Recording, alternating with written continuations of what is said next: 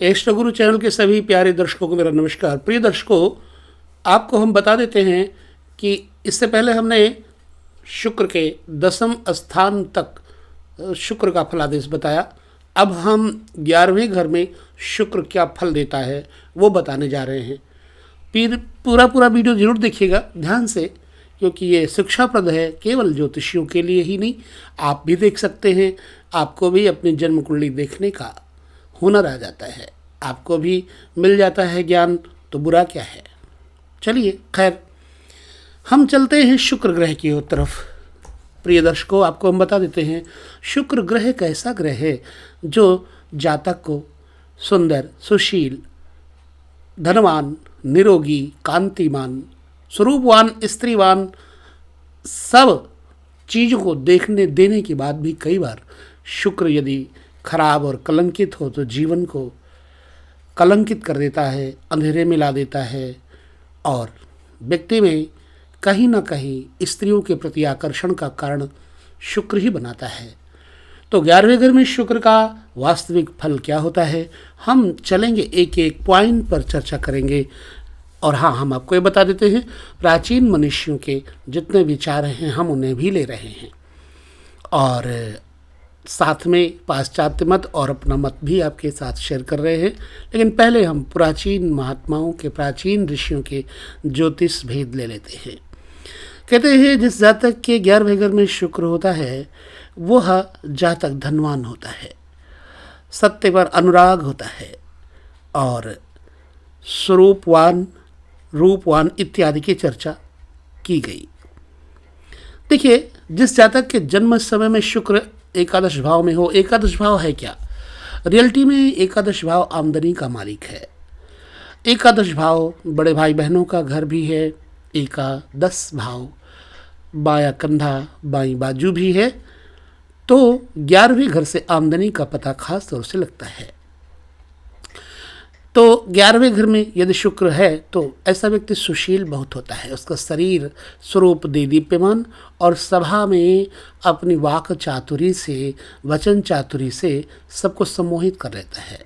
धनवान भी होता है और राजाओं की आसमुद्रांत निर्मल कीर्ति निरंतर प्राप्त होती है, अर्थात वो राजा अथवा राजा के समान होता है। और पृथ्वी पर उसके शत्रुओं की जो है ना, कहीं भी उसके शत्रुओं को निद्रा नहीं आती, अर्थात उसका शत्रुगण उससे सतत भयभीत रहता है, डरता रहता है। राजदीप्तो धातु से राजा शब्द बना हुआ है। राजा अर्थात नरपति, शासक, स्वामी आदि कई एक अर्थ है राजा के। राजा शब्द का अर्थ बड़ा जमींदार भी होता है। बराहमिहिर ने कहा है कि एकादशम स लाभः, किसी जातक के एकादश भाव में शुक्र हो तो उसे लाभ करवाता है। वैद्यनाथ जी ने भी लिखा है कि जिस जातक के 11वें घर में शुक्र होता है वो जातक सुखी पर स्त्री लोलुप, प्रवासी और धनवान होता है, नहीं विदेशी होता है, देश विदेश में जाने वाला होता है, लेकिन दूसरे की स्त्रियों को देख करके मोहित हो जाता है, लालची हो जाता है। और इस कथन पर भरथरी के वचनों को जरा हम देखेंगे। आचार्य बराहमिहिर ने एकादश के भाव के शुक्र के ऊपर मुख्य फल धन लाभ ही दिया है, किंतु वैद्यनाथ ने और गौड़ फल भी बतलाए हैं। दशम भाव के शुक्र के जातक को स्त्रियों से, कविता, नाटक, संगीत, कलाओं से धन लाभ होता है। इसका निर्देश भी धन की मुख्यता की ओर है। वहीं वशिष्ठ ने क्या कहा है? वशिष्ठ ने कहा है कि एकादशस्थ शुक्र होने से जातक गुणवान और धनी होता है। वहीं पर गर्गाचार्य ने भी कहा है 11वें घर में यदि शुक्र हो तो जातक रत्न रूपा उत्तम स्त्री तथा रत्नों से युक्त होता है।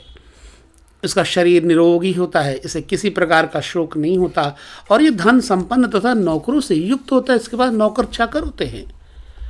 शुक्र के 11वें घर में स्थित होने के कारण जातक धनी, सुखी और पारांगना में आसक्त होता है। पारांगना का मतलब क्या है?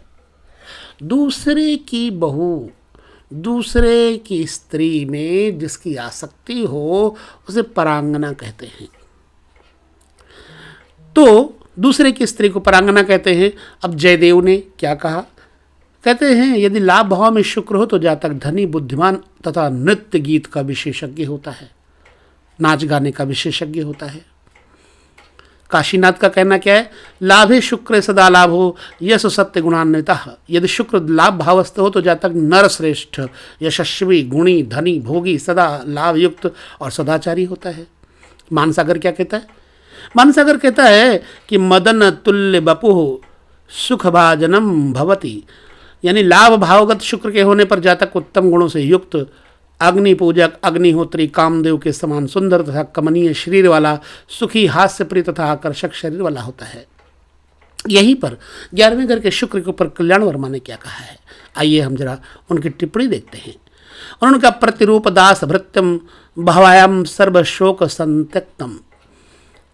देखिए, यदि शुक्र लाभ भावस्थ हो तो जातक के दास और भृत्य इसकी आज्ञा के अधीन चलने वाले होते हैं, नौकर चाकर इसकी आज्ञा के अधीन चलने वाले होते हैं। इसे भारी मात्रा में लाभ होता रहता है और सदैव शोक रहित होता है। हाँ, इसे वेश्याओं के संबंध से, घूमने फिरने के व्यवसाय से, मोती चांदी आदि के व्यापार से काफ़ी धन मिलता है। गांव या शहर के संबंध से और इमारतें बनवाने के कामों से धन का लाभ होता है। यहीं पर बृहद्यवन जातक कहते हैं कि यदि भृगुपुत्र अर्थात शुक्र लाभ भाव में हो तो जातक की रुचि गायन, विद्या, नृत्य आदि कलाओं में होती है। प्रतिदिन धनागम होता रहता, धन आता रहता है, यानी कि जातक की धन वृद्धि प्रतिदिन दिन दूनी रात चौगुनी होती रहती है।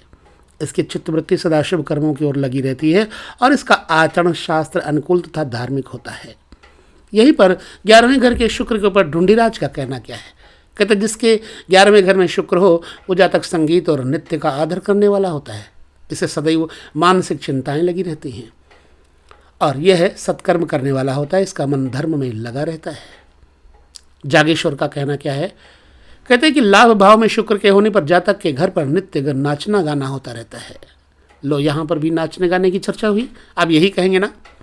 जी हाँ, शुक्र यही तो है, शुक्र रंगा रंग प्रधान ग्रह है।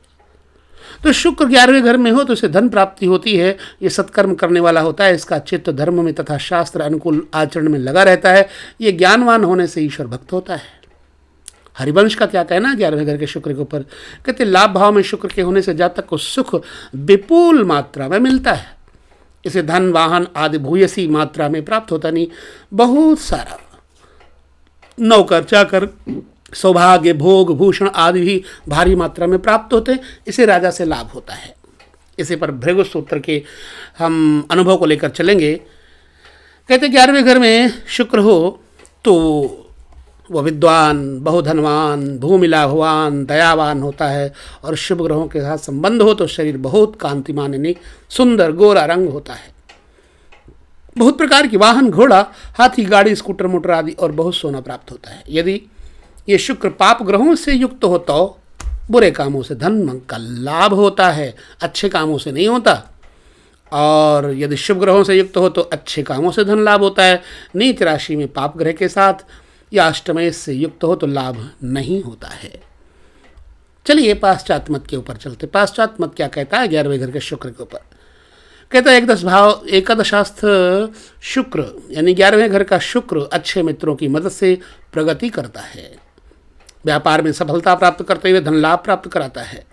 इसे विवाह से भी धन लाभ होता है, स्त्रियों के आश्रय से भाग्योदय होता है, महिलाओं के आश्रय से भाग्योदय होता है, इच्छाएं पूरी होती हैं, पुत्र बहुत होते हैं, मित्रों के परिवारों से विवाह संबंध होते हैं। यह शुक्र दूषित और निर्बल नहीं होना चाहिए। बस अगर 11वें घर का शुक्र मंगल, शनि, हर्षल या नेपच्यून से युक्त हो तो अशुभ फल मिलते हैं। रवि से शुभ योग हो तो स्त्रियों से, चंद्रमा से शुभ योग हो तो मनोरंजन खेलों से, मंगल से योग हो तो आकस्मिक प्रेम से, बुध से योग हो तो चालाक लोगों से, गुरु से योग हो तो मित्रों से अच्छा लाभ होता है, शनि के साथ योग हो तो शोकमय परिस्थिति पैदा होती है। ऐसा पाश्चात्य मत का कहना है। विचार और अनुभव क्या देखा जाता है, क्या शुभ है या अशुभ है? अक्सर 11वें घर में शुक्र बैठा तो होता है लोगों का, लेकिन फायदा नहीं मिलता। तो कब मिलता फायदा, आइए चर्चा करते हैं। 11वें घर का शुक्र शुभ होता है, अतः प्रत्येक ग्रंथकार ने अच्छा फल बताया। ठीक है। एकादशस्थ शुक्र यदि पुरुष राशि में होता है तो पुत्र संख्या में कम होते हैं और कन्याएं अधिक होती हैं। और यदि शुक्र मेष, सिंह तथा धनु में हो तो पुत्र नहीं होते और होकर मर जाते हैं। बड़े भाई का खर्च उठाना पड़ता है। धन प्राप्ति भी बहुत और खर्च भी बहुत होता है। व्यापार हो या नौकरी, व्यवस्थित रहते हैं, अच्छी तरह से रहते हैं। यदि ये शुक्र स्त्री राशियों में हो तो पुत्र अधिक और कन्याएं कम होती हैं। एकादशस्थ शुक्र के जातकों का आचरण दूषित होता है। पथभ्रष्टा स्त्रियों से जो गलत औरतें होती हैं उनके साथ अनुचित संबंध रहता है। ये कंजूस और कृपण होते हैं। इनके विरुद्ध अफवाहों का बाजार गर्म रहता है। स्वार्थी और मित्रता की फिक्र न करने वाले होते हैं। 11वें घर के शुक्र वाले जातक, कर्क, वृश्चिक तथा मीन में शुक्र हो तो संतति का अभाव रहता है। संतान नहीं होती मतलब, या केवल कन्याएं होती हैं। मीन में शुक्र हो तो इस स्थान के शुक्र के होने से 2 पत्नियों का योग हो सकता है साहब। अगर जातक का जन्म नीच वर्ग का हो तो भाग्योदय 22वें साल से संभावित होता है। यदि जातक उच्च वर्ग से हो तो भाग्योदय की संभावना 32वें वर्ष से होती है। तो ये रहा 11वें घर में शुक्र का असर आपके जीवन में कैसा हो रहा है, मुझे जरूर बताएं। अब हम इसके बाद चलेंगे 12वें घर के शुक्र के ऊपर भी चर्चा करेंगे। तो प्यारे प्यारे दर्शकों, 12वां घर होता है खर्च का। अगर यहाँ शुभ ग्रह बैठा हो तो मनुष्य यानी जातक या जाति का जो है अच्छे कर्मों में खर्च करते हैं। अगर बुरे ग्रह बैठे हों और बुरे ग्रहों से देखे जा रहे हो शुक्र भी या कोई भी ग्रह, तो फिर बुरे कामों में खर्च होता है। जिस जातक के जन्मकालीन लग्न से 12वें घर में शुक्र बैठा हो तो उसे कभी धन प्राप्त हो जाता है और उसका पित्त शांत हो जाता है। अर्थात जातक के शरीर में पित्त की अपेक्षा कफ अधिक मात्रा में रहता है।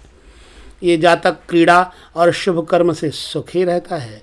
अर्थात जातक अपना समय क्रीड़ा यानी खेल कूद में अपने को जोड़ करके सुख मानता है और अपने धन को शुभ कर्मों में खर्च करके सदव्ययजन्य सुख प्राप्त करता है। इस जातक का गुण और यश नष्ट हो जाता है। ये अपने मित्रों से तथा लोगों से भी बैर कर लेता है। 12वें घर का जातक शुक्र वाला, व्यय अभावगत शुक्र धनदाता अवश्य है, लेकिन व्यय अधिक भी करवाता है मेरे भाइयों बहनों। परिणाम ये कि जातक धनाढ्य नहीं हो पाता, प्रत्युत निर्धन प्राय ही रहता है। एक बात अच्छी भी है कि जातक का व्यय शुभ कर्मों में होता है, अच्छे कर्मों में होता है, अतः यह व्यय भी श्रेयस्कर होता है। क्रीड़ा शब्द का अर्थ साधारण कौतुक, मनोरंजन आदि भी है और रति विलास भी है।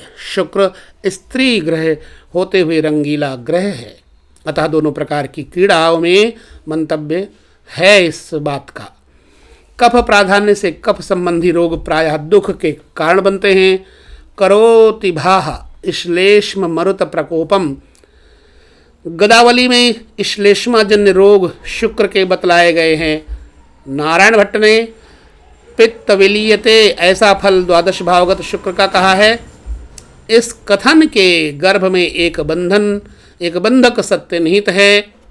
वात पित्त कफ 3 धातुएं होती हैं मेरे प्यारे भाइयों बहनों। इनको धातु इसलिए कहा है क्योंकि इन्हीं तीनों से देह का धारण होता है। प्राणी मात्र के शरीर में तीनों धातु पाए जाते हैं। जब तक इनकी साम्यावस्था रहती है शरीर पुष्ट और कार्य करने योग्य बना रहता है, और जब इन तीनों में से किसी एक का आधिक्य और किसी एक की हीनता होती है रोग प्रादुर्भूत होने लगते हैं, यानी रोग पैदा हो जाते हैं। जिस किसी प्राणी में अर्थात उसके शरीर में पित्त का दूसरी धातुओं की अपेक्षा से आधिक्य हो जाता है, उसे साम्यावस्था में लाने के लिए वैद्य विशेष जतन करते हैं, तब साम्यावस्था आती है। शमनोपचार किए जाते हैं। जवानी में प्रायः साम्यावस्था रहती है, अतः शरीर निरोग रहता है, इसलिए व्याधियां कम आती हैं। रोगों पर प्राणी का आधिपत्य होता है। वृद्धावस्था में कफ का आधिक्य होने से श्लेष्मा संबंधी रोग प्रबल हो जाते हैं। श्वास संबंधी रोग प्राणी के लिए कष्टदायक होते हैं। जीवन सुखमय न होकर कष्टमय हो जाता है। इस परिस्थिति का कारण वृद्धावस्था होती है। इसके राज्य में सभी अंग ढीले पड़ जाते हैं, निर्बलता के साम्राज्य स्थापित हो जाते हैं। इस तथ्य को जतलाने के लिए पित्तम विलीयेत ऐसा कहा है। ऐसा प्रतीत होता है शुक्र प्रभाव में आए हुए पुरुष विलासी और व्यभिचारी वृत्ति के होते हैं, अतः शील भ्रष्टता तथा अपकीर्ति अवश्य इनको मिलती है। परस्पर मित्रों में वैमनस्य तथा बैर और विरोध स्त्रियों के कारण प्रतिदिन देखने में आते हैं। कहने का मतलब है कि द्वादश शुक्र शुभ अशुभ दोनों प्रकार के फल देता है, क्योंकि द्वादश स्थान नेष्ठ स्थान है। सो मेरे प्यारे भाइयों बहनों, ध्यान से पूरे वीडियो को आप अवश्य देखें, सुने। तो 12वें घर में जिस जातक के शुक्र हो तो उसे कभी कभी धन का लाभ होता है, किंतु खर्च रोज ही होता है। हमेशा काम क्रीड़ा रति विलास होती है। जातक श्रेष्ठ कर्मों को करता है, गुणों की अल्पता होती है और सहसा मित्रों से विरोध भी हो जाता है। देखिए, नारायण भट्ट ने तथा जीवनाथ ने द्वादश भावस्थ शुक्र का फल प्रायः मिलता जुलता बताया है। धन का लाभ कदाचित होता है कभी कभी, किंतु खर्च रोज आना होता है। आमदनी कम और खर्च आमदनी से बहुत ज़्यादा, ये परिस्थिति गृहस्थियों के लिए अवांछनीय है। आय अधिक और व्यय थोड़ा, यह परिस्थिति सभी के लिए अनुकूल और वांछनीय है। सदैव काम क्रीड़ा, शक्ति का ह्रास तथा विविध रोगों की जननी अवश्य हो सकती है। ऊंचे दर्जे के महत्व प्राप्ति कराने वाले शुभ कर्म 12वें भाव में बैठे हुए शुक्र के फल अत्यंत शुभ हैं। अच्छा, बराहमीर क्या कहते हैं? बराहमीर कहते हैं कि द्वादशे खलह, यदि जातक के द्वादश में शुक्र हो तो जातक क्रूर चेष्टा होता है। द्वादश भाव का शुक्र यदि मीन राशि में हो तो जातक धनवान होता है। वैद्यनाथ का कहना है कि अगर जातक के द्वादश भाव में 12वें घर में शुक्र हो तो वो बंधुनाशक, व्यभिचार बुद्धि और निर्धन होता है। जयदेव का भी कहना यह है कि जातक के शुक्र अगर 12वें घर में हो तो वो दुष्कर्म करने वाला अर्थात दुराचारी, कामुक, कलहप्रिय अर्थात झगड़ालू तथा धनवान होता है। वैद्यनाथ के अनुसार द्वादशस्थ शुक्र के प्रभाव में उत्पन्न जातक निर्धन होता है, किंतु जयदेव कवि के अनुसार द्वादश भावगत शुक्र का जातक धनवान होता है। दृष्टिकोण में भारी मतभेद है। तो मेरे प्यारे भाइयों बहनों, अगर शुक्र 12वें घर में हो तो ऐसा व्यक्ति खर्चीला होता है, अर्थात अपनी आमदनी से ज़्यादा खर्च करता है। आमदनी अठन्नी तो खर्चा रुपया, इस कहावत के अनुसार जातक व्यवहार करता है। इसका परिणाम निर्धनता होती है। ये ध्वनि व्याढ़ शब्द से निकलती है। यह जातक मित्रों और बड़ों से झगड़ने वाला होता है, झूठ बोलने वाला और बंधुओं से गुणहीन होता है। वशिष्ठ जी का 12वें घर के शुक्र के ऊपर कहना है कि 12वें घर में शुक्र हो तो खर्चा बहुत होता है। वहीं गर्गाचार्य कहते हैं कि जिस जातक के द्वादश भाव में शुक्र हो वो श्रद्धाहीन, दयाहीन, परिस्त्रीगामी, रोगी तथा स्थूल यानी मोटा शरीर होता है। कल्याण वर्मा ने बताया कि 12वें घर में शुक्र हो तो जातक को रति सुख अर्थात स्त्री के साथ संयोग होने का सुख प्राप्त होता है। जातक वैभव युक्त तथा तेजस्वी होता है। कल्याण वर्मा ने ऐसा बोला कि द्वादश भाव का शुक्र होने से जातक आलसी, सुखी, मोटा शरीर, आचारहीन, दुराचारी, शोधित अन्न खाने वाला, काम क्रीड़ा में निपुण तथा स्त्री के अधीन रहने वाला होता है। मानसागर क्या कहता है? कहता है कि द्वादश भाव का शुक्र जातक बचपन में रोगी होता है और उसके बाद निरोगी होकर के कपटी हो जाता है, दुर्बल, मलिन और सदा कंजूस होता है। ढूंढीराज ने बताया कि जिसके 12वें घर में शुक्र हो वह जातक अच्छे काम बिल्कुल नहीं करता। वह विरोधी, कामुक, दयालुताहीन और मिथ्याभाषी, झूठा होता है। महेश ने क्या कहा? जिस जातक के द्वादश भाव में शुक्र हो वो श्रेष्ठ कर्मों के मार्ग को त्याग देता है। वह दूसरों के साथ विरोध करने वाला होता है। उसका चित्त कामदेव की आराधन में लगा रहता, अर्थात उसके मन पर स्त्री सहवास करने का भूत सवार रहता है। दयालुता और सत्य भाषण इस जातक के निकट भी नहीं आते, अर्थात एक क्रूर स्वभाव तथा मिथ्याभाषी, झूठा होता है। यहाँ पर खानखाना ने भी एक शब्द कहा है, जिस जातक के द्वादश भाव में शुक्र हो बहुत खर्च करने वाला, खराब काम करने वाला, किसी की बात न सहने वाला, दुर्बुद्धि और क्रोधी होता है। यहाँ पर बृहद जातक ने कहा कि जिस जातक के जन्म समय में शुक्र 12वें घर में हो तो वो अच्छे काम बिल्कुल ही नहीं करता। वो कामुक और निर्दयी तथा झूठ बोलने वाला होता है। यहाँ पर जागेश्वर का कहना है 12वें घर के शुक्र में जातक झूठा, निर्दयी, स्थूल का यानी मोटा होता है और संसारी तथा कामुक, पापी और दुराचारी होता है। हरिवंश ने 12वें घर के शुक्र के ऊपर बताया है कि 12वें घर का शुक्र प्रभावान्वित व्यक्ति आत्मीय सज्जनों से शत्रुता करता है, यानी अपनों से दुश्मनी करता है और अपने शत्रुओं से प्रेम करता है। ऐसा जातक निर्दयी, दुर्बल, मलिन, दुराचारी, कठोर, झूठा और खर्चीला होता है। पाश्चात्य मत क्या कहता है? कहता है जिस जातक के जन्म काल में शुक्र 12वें घर में हो तो इसका विवाह जल्दी होता है, व्यभिचारी होता है, गुप्त रीति से विषय सुख प्राप्त करना चाहता है, चोरी चोरी। शुभ ग्रह से संबंध हो तो ये संबंध गुप्त रहते हैं, किंतु शनि मंगल अगर हर्षल और नेपच्यून अगर अशुभ संबंध के साथ बैठे हैं तो दुष्कीर्ति और संसार सुख का नाश करता है। बातें खुल जाती हैं, चोरी खुल जाती है। कई बार विवाहिता स्त्री को छोड़कर रखेल के साथ रहते हैं। वृश्चिक, मकर, कन्या, कर्क तथा मेष में ये शुक्र अशुभ होता है। ये पीड़ित शुक्र स्त्रियों को शत्रुता और उससे धनहानि का फल देता है। इस स्थान में बलवान शुक्र पशुपालन की रुचि और उससे लाभ बतलाता है। इस शुक्र पर शनि की अशुभ दृष्टि हो तो पत्नी की मृत्यु, स्त्री वियोग, तलाक देना आदि प्रकारों से स्त्री सुख नष्ट होता है। चंद्रमा और मंगल का शुक्र संबंध हो तो व्यभिचारी, इसका व्यभिचार रहता जरूर लेकिन गुप्त रहता है। चंद्रमा और मंगल का शुभ संबंध हो तो ये चंद्रमा 12वें स्थान में हो तो व्यभिचारी प्रवृत्ति बहुत तीव्र होती है। ये शुक्र पीड़ित होने से ठगों द्वारा बहुत नुकसान होता है। भृगुसूत्र ने कहा है 12वें घर के शुक्र के ऊपर कि 12वें घर का शुक्र प्रभावित जातक बहुत दरिद्री होता है। पाप ग्रह के साथ हो तो विषयी होता है, इसे मृत्यु के बाद नरक प्राप्त होता है।